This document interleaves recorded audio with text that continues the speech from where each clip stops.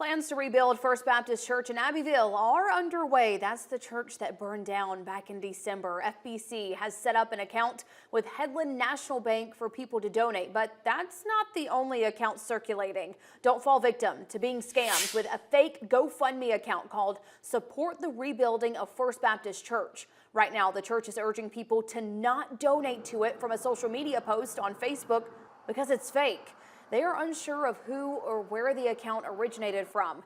Henry County Sheriff Eric Blankenship explains the next steps of what will happen once the person or persons responsible are found.